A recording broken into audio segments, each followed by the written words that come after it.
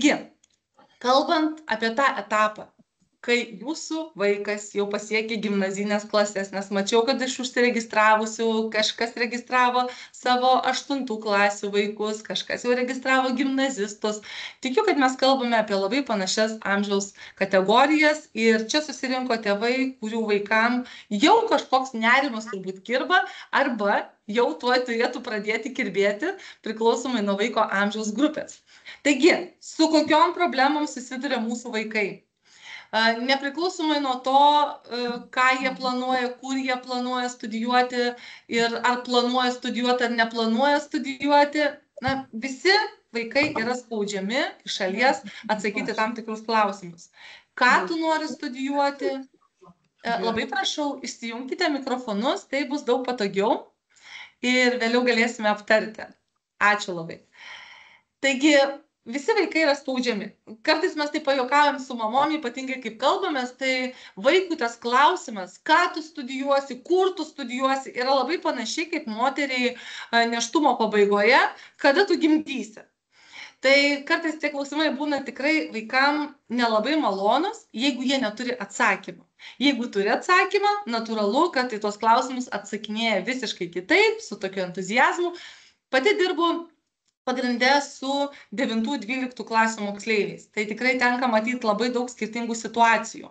Ir kad ir kaip bebūtų keista, tie mūsų vaikai, kurie dabar yra 14-19 metų, ypatingai tame etape, mums dažnai atrodo, kad jie yra tiesiog vaikai, kurie mokosi ir kurie apie nieką nesuka galvos. Tai iš tikrųjų, žinokit, suka galvas apie viską. Jiem rūpi ir kiek tos studijos kainuos, ir kaip tom studijom pasiruošti, ir ar tikrai mano pasirinkimai teisingi, o kas jeigu ne teisė, o gal medicina perspektyviau. Ir matosi, kaip jiems kartais trūksta tos pagalbos, netgi, sakyčiau, ne iš šalies, o iš pačios artimiausios aplinkos, jog jie galėtų išsikalbėti ir būti tinkamai išgirsti. Tai toks ir mūsų webinaro tikslas buvo, kad tėvams suteiktumėm tokios bazinės informacijos, bazinius įrankius, kad jie galėtų būti savo vaikų pirmaisiais ir pagrindiniais konsultantais. O kai mes kalbam apie vaikus, aš trumpai tik tai užbėgsiu dar apie tą teoriją pašnekėti, kad vis tik tai ne mitas yra tie kartų skirtumai. Ir vienokios kartos buvo mūsų senelių, kitokios kartos buvo mūsų tėvų. Čia turbūt dauguma susirinkusių priklauso X arba Y kartai, taip spėjau pagal vaikų amžių, kokį nurodėte registruodamiesi, veikiausiai neturim nei vieno iš tėvų, kuris priklausytų Z kartai. Ir šiandien mūsų didžiausias dėmesys ir krypsta į Z ir alfa arba next kartą. Kai mes kalbame apie kartų skirtumus, mes suprantam, kas tam turėjo įtakos. Tai ne tik tai politinė socioekonominė situacija, tai labai daug dalykų. Skirtingi muzikos stiliai, skirtingi aprangos stiliai, technologinis progresas. Visa tai sąlygojo ne tik tai kartų skirtumus, bet ir požiūrių tarp kartų. Mes savo vaikam galbūt atrodom tokie šiek tiek atsilikę, galbūt senamadiški, nemokam rengtis, nemokam dažytis, nemokam muzikos tinkamai klausytis, galbūt kažkas net nežinom, kas yra Spotify'us ar TikTokas. Bet kartu su ta Z ir alfa karta mes irgi tobulėjam ir sužinom labai daug dalykų. Vis labiau mokyklos liberalėja, bet vis dar mūsų vaikai, nepriklausomai nuo to, kokie jie būtų, ar juos galim tapatinti su beždžionėlėmis, pingvinais, drambliais, žuvimis, ruoniais, šunimis ir panašiai, pagal charakterio savybės, pagal imlumą kažkam. Mes vis dar, visi žmonės, turim labai dažnai iškeltus tam tikrus normatyvus, pagal kuriuos turim atlikti vienokias ar kitokias užduotis identiškai ir pagal tai esam vertinami. Tai džiugu, kad sistema liberalėja, vaikai turi vis daugiau pasirinkimų, jie gali jau susidaryti savo akademinius branduolius taip, kaip jie nori, taip, kaip jiem reikia ateičiai. Dar aišku, ta sistema nėra iki galo ištobulinta, bet mūsų kaip tėvų vaidmuo labai dažnai ir būna padėti tam vaikui nelipti į tą patį medį, bet padėti tam vaikui atrasti būdą, galbūt pasiekti tą tikslą nelipant į medį. Tai labai svarbu suprasti, su kuo mes turim reikalų, kai kalbam apie savo vaikus. O reikalų turim iš tikrųjų, taip stereotipiškai žiūrint, su tikrai nelengvais etapais. Ir kartais būna pikta girdėt, vat ypatingai iš senelių pusės arba iš kaimynų, dažniausiai labai gerai vaikus auklėja kaimynai, kurie patys jų neturi, tai kad anksčiau tai vat vaikai buvo normalūs, o dabar tai štai tokie šiokie ir anokie. Arba anksčiau buvo ramesni laikai, dabar kitokie. Ir anksčiau, ir dabar visko buvo, ir tie vaikai ir anksčiau buvo visokie, ir dabar yra visokie. Tik mes patys, kaip suaugusieji, turim suprasti tos pokyčius ir prie jų taikytis. Tai karjeros prasme, kai mes kalbame apie studijų krypties pasirinkimus, mes turim suvokti, su kuo turim reikalų. Jeigu Z karta turėjo tam tikrus, sakykime, suaktyvėjusius bruožus, tai alfa karta, kuri gimė po 2010 metų, juos turės dar labiau išreikštus. Nebereikia šitiem žmonėm primestų autoritetų. Vat jeigu mes turėjom tą dalyką, kad tu privalai gerbti suaugusį vien todėl, kad jis yra vyresnis, ne? Tu privalai kažką užleisti, kad ir viešajam transporte, vien todėl, kad jis yra vyresnis. Šitai kartai tai nebeveikia. Ir jeigu tenka kažkam važiuoti viešuoju transportu, turbūt susidurėt su tuo momentu, kad ne kiekvieną kartą kažkas tai užleis vien todėl, kad kažkas yra vyresnis. Tai yra kartos, kurios ieško autoritetų. Tu tą pagarbą turi nusipelnyti, o ne primesti, aš vyresnis, turi mane užleisti. Tai čia šitoje vietoje yra žmonės, kurie visiškai kitaip, sakyčiau, perkainuoja vertybės. Jie yra daug imlesni, daug judresni, smalsesni, jom neužtenka pasakymo, nes aš taip pasakiau, nes taip turi būti. Jiem reikia paaiškinimo, kodėl aš taip pasakiau ir kodėl taip turi būti. Tai yra vartotojiška visuomenė, vienareikšmiškai auga, sakyčiau, turbūt ganėtinai egocentriška, bet čia aš taip labai bendrai kalbu, ganėtinai egocentriška ir individualistų karta.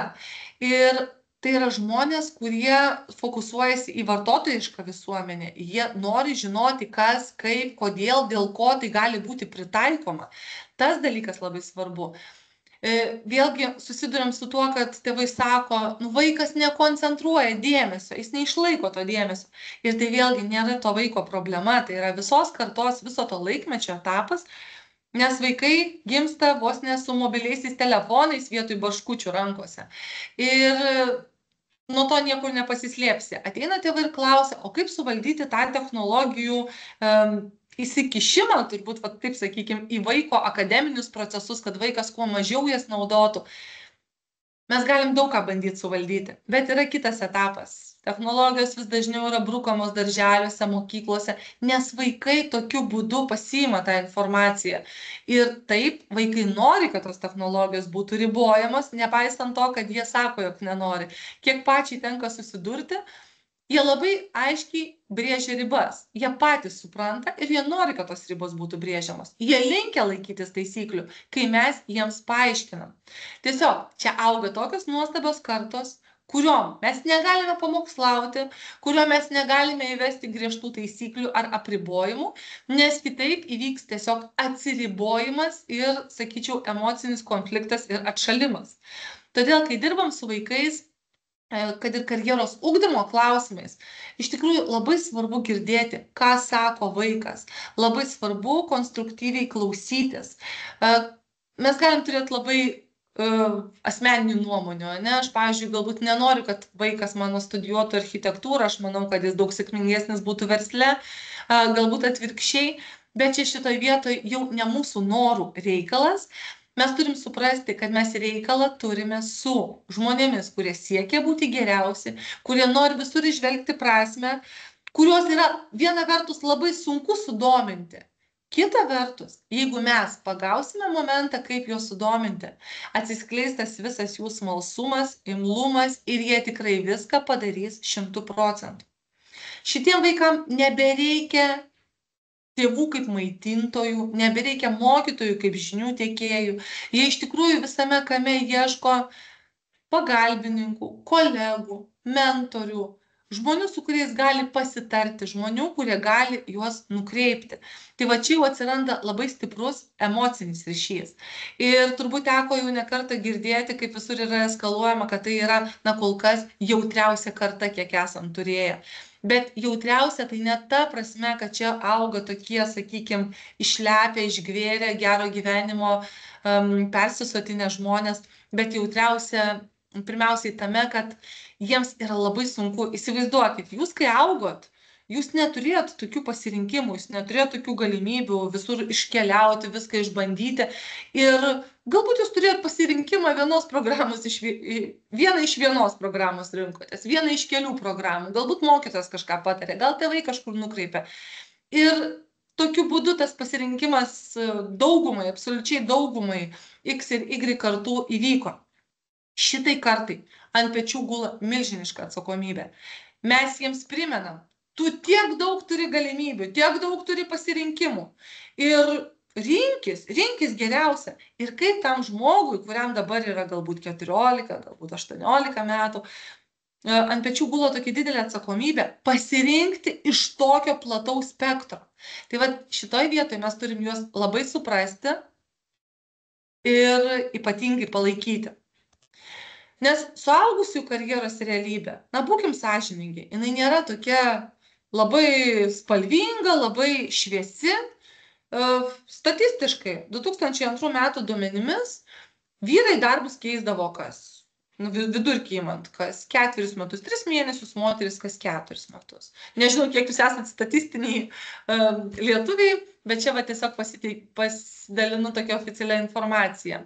Žmogus per gyvenimą, per savo darbo karjerą, na, vidutiniškai, va, sakykime, nuo studijų laikotarpio iki išėjimo į atsargą, išėjimo dirbti į sodrą, darbus pakeičia daugmaž 12 kartų, 12 darboviečių pakeičia. Iš tų 12 darboviečių statistiškai pirmosios 6 pasikeičia dar labai ankstyvajame etape, kol žmogus studijuoja, tai yra nuo 18 iki 24 metų. Pagal išsilavinimą šiai dienai dirba 27% žmonių. Na, bet vėlgi, ta statistika yra statistika, galbūt ta realybė yra šiek tiek kitokia. Kartais į šitą klausimą ekonomistai atsako taip, kad jeigu jie dirba versle, tai jie dirba jau ne pagal specialybę ir panašiai. Tai bet vėlgi, čia taip relatyviai reikėtų vertinti, bet vėlgi, ne visi žmonės dirba pagal tai, kokį išsilavinimą įgijo. Na ir dar liūdnesnė statistika, kad tik 21% pasisakiusiųjų teigia, jog tikrai nuoširdžiai mėgsta tai, ką daro, mėgsta savo darbą. Ir reiškia 79% eina su kažkokiamis dvejonėmis. Ir vos ne visi žmonės kartą per savo gyvenimą, nors kartą pakeičia veiklos sritį. Tai jeigu pavyksta rasti tą idealią veiklos sritį, tai puiku. Bet ką mes norim parodyti šitais duomenimis, kad vaikam neturime teikti to, kad rinkis studijas jau taip atsakingai, kad žinok, tą dirbsi visą savo gyvenimą. Tai labiausiai gąsdina dabartinę kartą. Dėl to, kad išsirinkti tai, ką aš veiksiu. Iki paskutinės tos savo darbo dienos, kiek būsiu darbingas, na, žmogui yra per didelė atsakomybė. Todėl, kai kalbam su vaikais, mes tiesiog sakom, teisingi pasirinkimai šiandien tau padės sutaupyti labai daug laiko ir pinigų ateityje. Nes vienareikšmiškai, galbūt kažkas, pavyzdžiui, čia ypatingai su moterimis pastebim tą tendenciją, kad sulig vaikelių gimimu persiverčia viskas ir prieš tai galbūt įgytos verslo studijos, galbūt įgytos biomokslų studijos. Labai dažnai tam tikram gyvenimo etape pasikeičia į poreikį studijuoti logopediją, psichologiją, galbūt kažkam socialinį darbą. Na, įvyksta gyvenime tam tikrų etapų, kai tu supranti, kad tu studijavai ne tai, ką tu nori iš tikrųjų gyvenime veikti. Ir tai vėlgi normalu. Gyvenime mes galime pakeisti tiek savo studijų programą, tiek ir karjeros kryptį. Tik tai, kuo vėliau mes tai darysime, tuo brangiau tiek laike, tiek finansiškai mums tai kainuos. Nuo vaikų mes stengiamės neslėpti to dalyko, kad tai yra visiškai normali praktika, kad žmogus nedirba pasirinkto darbo visą gyvenimą ir nebūtinai dirba pagal išsilavinimą. Todėl reikia ieškoti studijoms to, ką aš natūraliai mėgstu, o dar idealiau, kai tai dera su mano finansiniais ir profesiniais lūkesčiais. Taigi statistika yra tokia, kad žmonės linkia keisti ir negąsdinti vaikų, kad jau išsirinksi, tai ir dirbsi. Tėvai dažnai klausia, kada su vaikais pradėti kalbėti karjeros klausimais. Tai tokia diena, žinokit, natūraliai turi ateiti. Jinai negali taip, va šiandien grįšiu ir pakalbėsiu.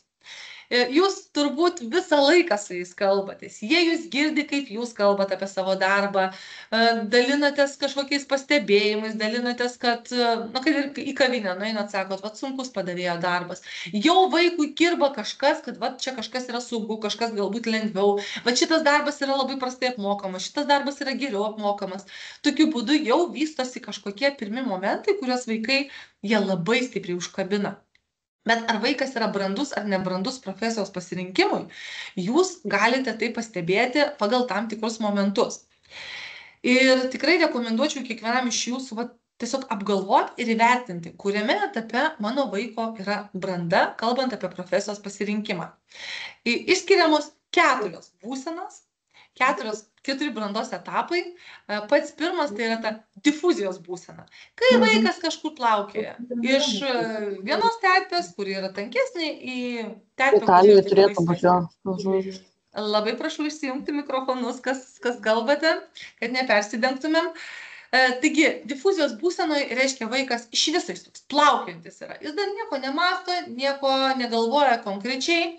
Jis daro tai, kas jam priklauso. Priklauso mokytis, jis mokosi. Nutarta, kad lankys būrelius, jis lanko būrelius. Jis negalvoja, ką dėl ko daro, jam tai tiesiog patinka, arba jis tai tiesiog privalo. Išankstinio sprendimo būsena, čia yra turbūt pats blogiausias variantas, koks gali būti gyvenime, ir ne vienam to nelinkiu, bet kartais tai būna. Tarkim, būna, kad vaikai pasisako, mano mama visą gyvenimą norėjo būti mokytoja, tai galvoju stoti pedagogiką. Arba draugai šiemet važiuoja į biomokslų studijas kažkur, tai nelabai man sekasi, bet galvoju, kad kartu gyventumėm, man būtų drąsiau. Važiuosiu ir aš. Arba dar yra kitas momentas, kad mūsų giminiai visi inžinieriai.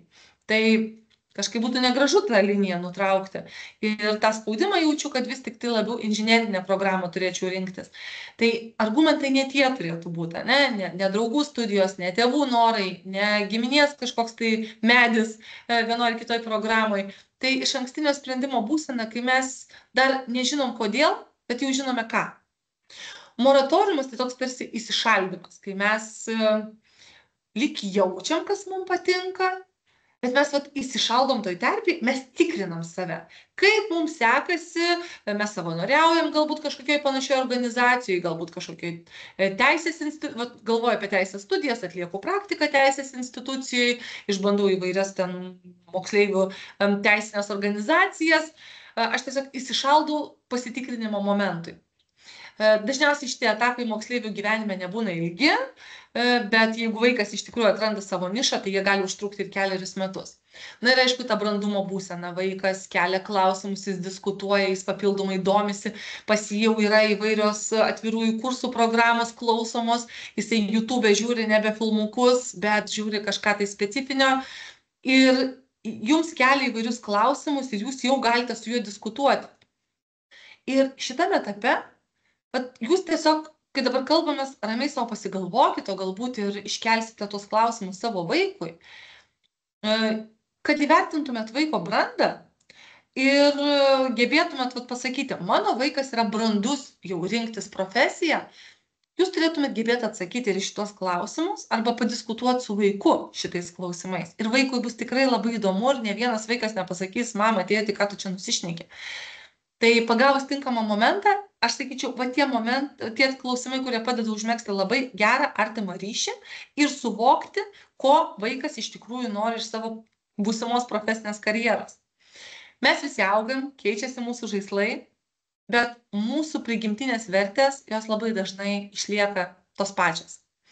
Ir tos pirmosios mūsų svajonių profesijos, ar mes svajojam būti krepšininkais, ar pardavėjom, ar kirpėjom, jos vis tiek galbūt netiesiogiai kažkada gyvenime išsipildo, bet per tam tikras sąlyčio taškus, per tam tikras savybės. Tai tikrai pabandykit grįžti į tuos laikus. Ką mąstė jūsų vaikas, kai jam buvo 3-4 metai? Kuo jis svajojo būti? Kokiom didelėm ambicijom jis tuo metu gyveno?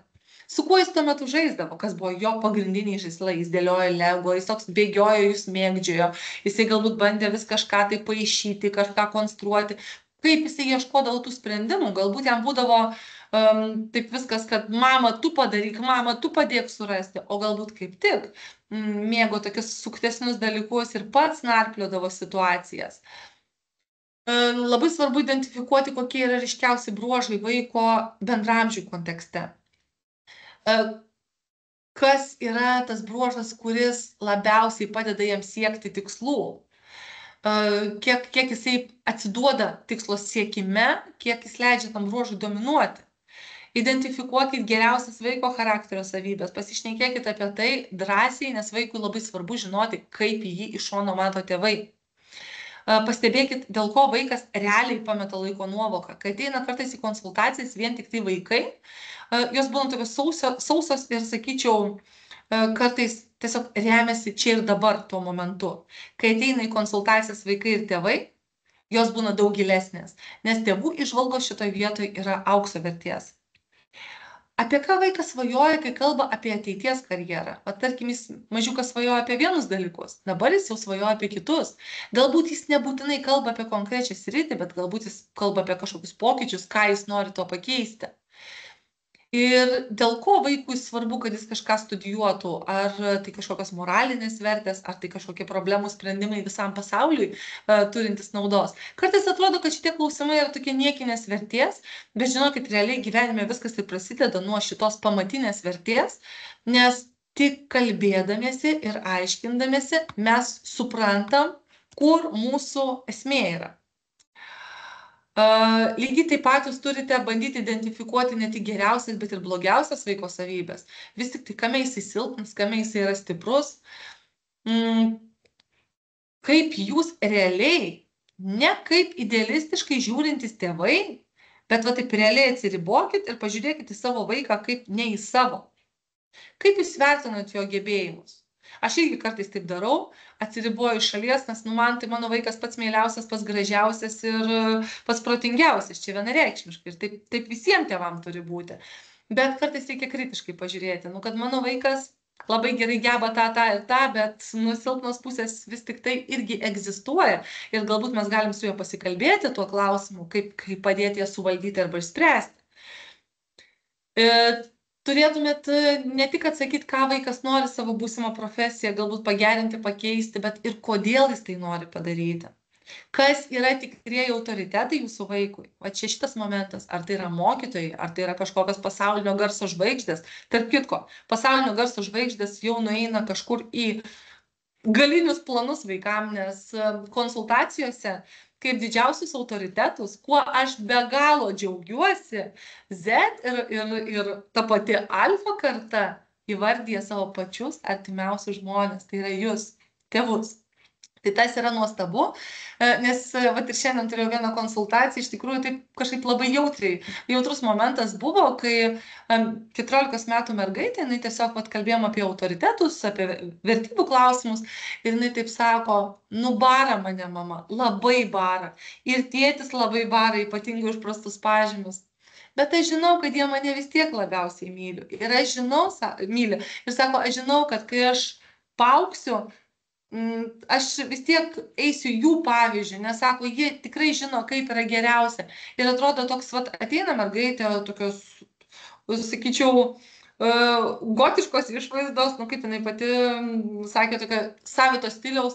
Ir atrodo tas vaikas be didelių emocijų, be didelių jausmų, bet viduj ten yra labai trapus ir labai gležnas. Tai mes kartais tiesiog apsigaunam po tais kiautais, nematydami tų iš tikrųjų tikrų vaikų, nes tai yra tiek švelni karta, tiek jautri karta, tik turim pagauti tos momentus, kad jie norėtų kalbėti. Pas ką kreiptųsi jūsų vaikas, kai jam bus labai labai gerai, arba kai bus labai labai blogai? Atkreipkite dėmesį, ar jis turi tokių žmonių šalia? Kas tie žmonės? Tie žmonės nebūtinai turite būti jūs. Nes su tėvais, kai kalbamės, jie kartais pasako, kad savo vaikui yra kažkur tarp šuns ir plintuso. Va taip jie jaučiasi, kad jų nuomonė tokios vertės. Bet netgi, jeigu taip jaučiatės, taip nėra. Ir kai diskutuojate su vaiku, kuo svarbu būti? Kuo ar kokiu vis tik? Tai kas yra toks prioritetinės dalis? Ir įsiminkite, kad svarbiausias savo vaiko konsultantas yra kiekvienas iš jūsų.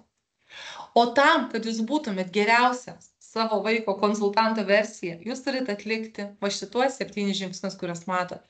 Jūs turite stebėti. Kad ir kaip kartais sunku būna nepasakyti kažko, ką norisi pasakyti. Patikėkit manim, tai yra turbūt sunkiausias momentas, kai norisi būtinai įterpti savo nuomonę. Kartais yra tiesiog labai svarbu stebėti ir pagalvoti, kokias nesąmonės jisai daro, bet nepasakyti. Jeigu matot, kad tai nėra kažkoks kritinis nesąmonės. Svarbu domėtis. Jeigu vaikas važiuoja į kokią savanorystės programą, o kas draudžia jums nuvažiuoti kartu? Gal jinai patiks ir jums. Vat kartu atrasti tų tokių, ne tik domėtis, ką daro vaikas pokalbio metu, bet galbūt ir domėtis realiai fiziškai kažkur sudalyvaujant. Domėtis tais pačiais fainais dalykais, fainais laisvalaikiais. Kalbėtis. Kalbėtis. Visų porų, visų šeimų, visų tėvų vaikų reikalas yra kalbėtis. O mūsų kaip tėvų reikalas yra aktyviai klausytis. Mes turime kalbėti taip, kad vaikai mūsų klausytųsi ir klausytis taip, kad vaikai kalbėtų. Ir turim dalintis.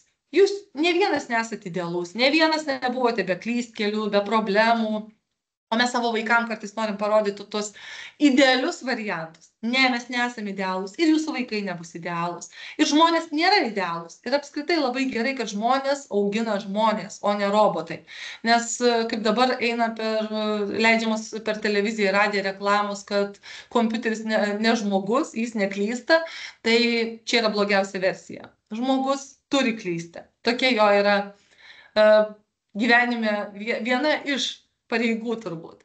Todėl mes turim drąsiai dalinti savo sėkmės ir lygiai taip pat nesėkmės istorijom, kaip ir pagirimais, kaip ir pabarimais, kaip ir atsiprašymais. Mes neturim šykštėti šitų dalykų vaikui, jeigu matom, kad reikia. Aš nesakau, kad reikia pasakoti, čia kaip vienas tėtis sako, ką aš dabar pasakosiu apie savo palaidus studentavimo metus, tai ne, bet mes kartais tiesiog prisimindami tuos metus, netgi pagalvojam, o kas bus, jeigu ir mano vaikas tai turės išgyventi.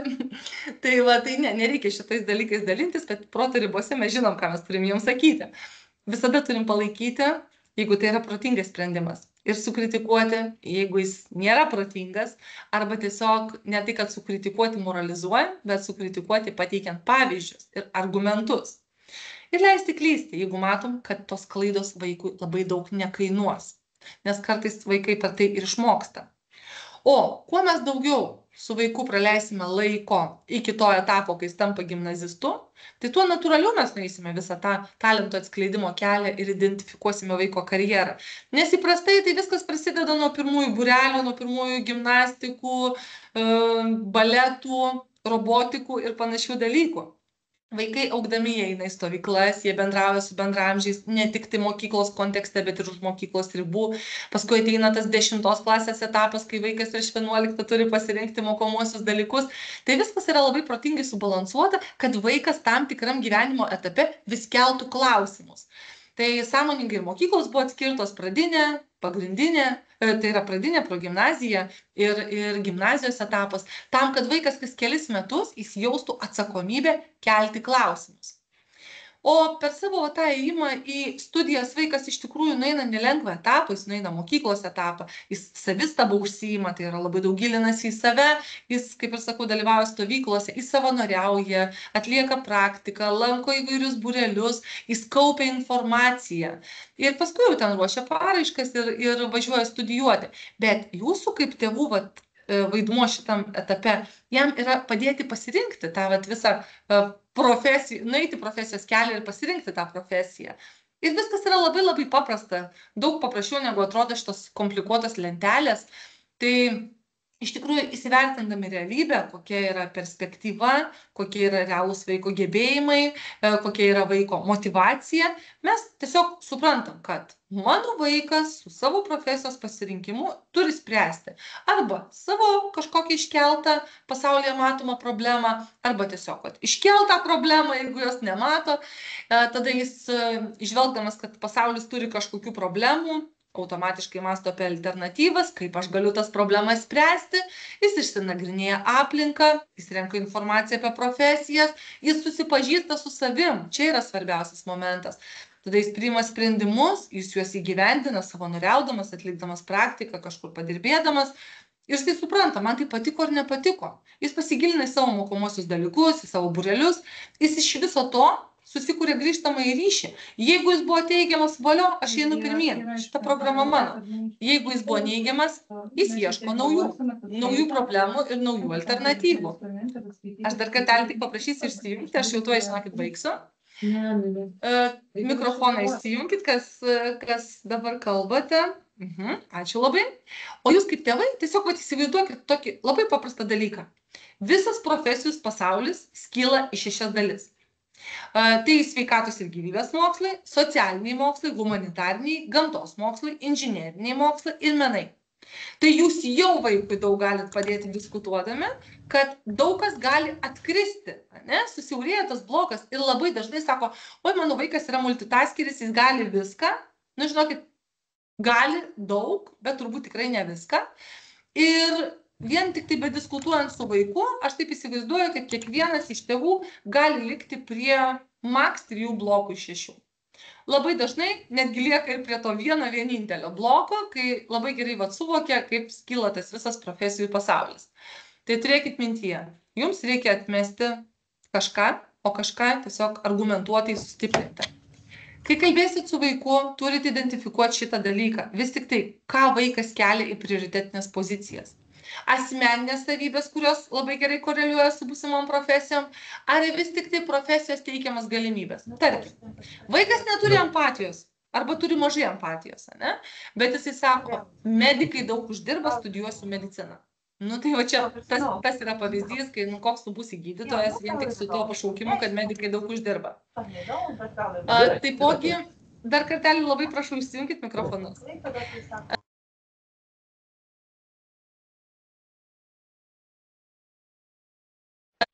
Pati išsijungiu, prašau. O vaikai labai dažnai mėgsta užduoti tėvam tas klausimus, kur man studijuoti, Lietuvoje ir užsienį. Pasirinkit argumentų. Pasirinkit, nes vien todėl, kad vaikų draugai važiuoja į užsienį, tai ne faktas, kad ir jūsų vaikų reikia važiuoti. Niekas šiandien neįtikinėja, bet einkit į diskusiją. Ne? Ir šitą vietą tiesiog pasišaudykit argumentų, kurie bus jūsų ginklas. Nuteikit vaikus labai skirtingom patirtim, kad vaikam didžiausias kliūtis renkantis programas yra nesusipažinimas. Reiškia, jie turi susipažinti su profesijų pasauliu, rinkti informaciją. Jie neturi pildyti kitų svajonių. Jie neturi eiti ten, kur eina visi. Tais metais, tarkim, teisė. Ne? Teisės metai visi studijuoja teisę. Ne. Jie neturi vaikytis vien tik prestižo ir skaičiavimo. Gerai, jeigu tai sutampa, bet prestižas ir skaičiavimas nėra pagrindiniai argumentai rinktis konkrečią studijų programą. Kaip ir skubėjimas į darbo rinką. Tai skubėjimas į darbo rinką irgi nėra sveikintinas dalykas. Vaikai turi pastudijuoti, pastudentauti ir tada pilnai subrendę, išsilakstę savo laiku, jie bus subrendę darbuotojai ir nebelakstantis, sakykime, vėlesnėme gyvenimo etape. Nenorėkim visko išsyk ir vaikus tam nuteikim. Nu, nebus išsyk ir diplomo, ir darbo, ir milijono. Nebus. Viskas ateina palaipsniui. Ir studijų mes nesirenkam visam gyvenimui. Mes galim turėti 2, 3 bakalaurą, tik paskui tai kainuoja. Todėl teisingi pasirinkimai sutaupo laiko ir pinigų. Ir šią dieną negyvenkim. Nesirinkim tokios specialybės, kurią po metų ir 2 pakeis dirbtinis intelektas. Ir nevaidinkim visą žinių lygiai taip pat, nes reikia rinkti tą informaciją ir ta visa žinystė nėra labai dėkingas reikalas, reikia rinkti objektyvią informaciją, o nesakyti, aš viską žinau. Nereikia savęs per daug išaukštinti, kad aš esu geriausias, kaip ir nereikia savęs nužeminti, kad aš nesugebėsiu. Tai mes matom šitas dažniausias problemas. O kad jų būtų mažiau, tai tikrai labai rekomenduoju visiems 9-12 klasių vaikam kažkada šitame etape, ypatingai geriausia, kad tai 10-11 klasiai, kas dar nežino, ir 12 tinka, atlikti karjeros testą. Turim labai įvairių testų, turim 3 kategorijas, kur yra tik testas ir konsultacija, testas, konsultacija ir rekomendacijos. Vertingiausia, aišku, yra testas su konsultacija, nes tokiu būdu mes apžvelgiam, kas vaikui tinka, kas geriausiai galėtų atskleisti vaiko bruožus. Tai tie testai, jie būna labai įvairūs, profesinio orientavimo, karjeros tinkamumo, asmenybės pažinimo testai. Savo programuose tai juos integruojam visus. Ir tas yra labai gerai, kad tie testai būna labai skirtingų formatų, vieni žaismingesni, kiti tokie santūresni, priklausomai vėlgi nuo vaiko amžiaus, bet jie iš tikrųjų priverčia įsigilinti į save ir paanalizuoti, ką aš gebu, ko negebu, kodėl aš kažką prioritetizuoju labiau negu kitus dalykus. Ataskaitos irgi pateikiamos labai suprantamai, labai informatyviai, identifikuojamas vaiko stipriausios savybės, stipriausios sritis, kurias jis paskui gali pristatyti ir eidamas į pokalbį su darbdaviu ar universiteto aplinkoj. Taipogi pateikiami įvairūs lenteliniai, diagramų formatai, kas irgi vaikam, aš sakyčiau, yra vertingas reikalas. Identifikuojamos karjerų sritis, tai yra, kur vaikas galbūt galėtų labiausiai progresuoti. Ir konsultacijų metu mes tikrai stengiamės va tuos momentus identifikuoti. Tai yra vaiko akademinė pažanga, vaiko polinkiai, vaiko emociniai ryšiai su tam tikrom programom, kokie labiausiai interesai yra išaiškėjantis švietimo sistemoje, kokios yra stipriausios, silpniausios charakterio savybės, kiek svarbu jam socializuotis, kiek svarbu fizinis aktyvumas, koks yra kūrybinis potencialas.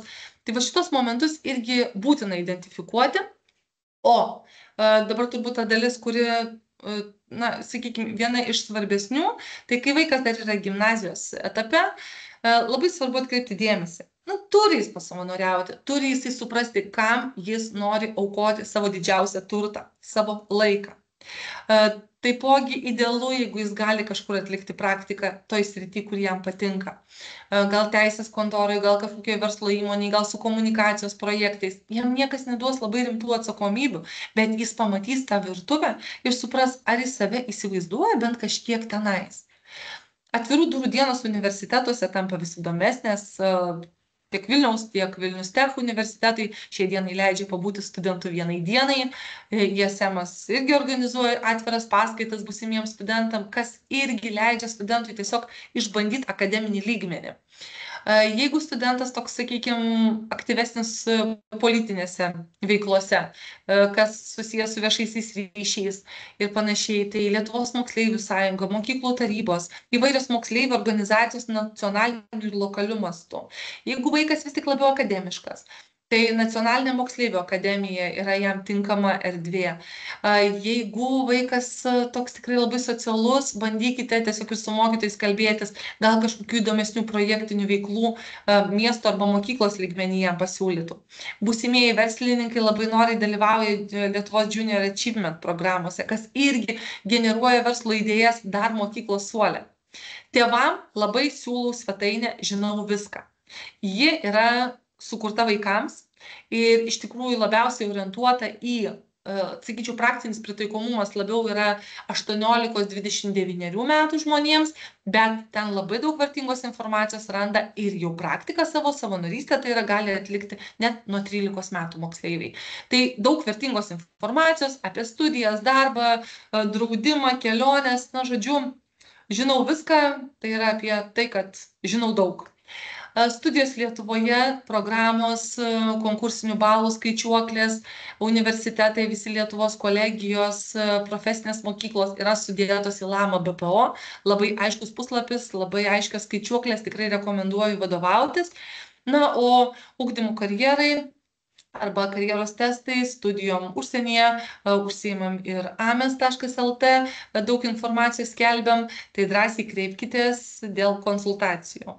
O dabar mes turim tokią intensyvią programą, 2 mėnesių programa, nuo spalio 12 ir nuo spalio 16, priklausomai nuo amžiaus grupių, bus moksleiviam 9–10 viena grupė, 11 klasių ir 12 klasių irgi atskiros grupės. Čia mes pasidarysim be galo daug. Mes pasidarysim testus karjeros, identifikuosim studijų programas, pasiruošim dokumentus.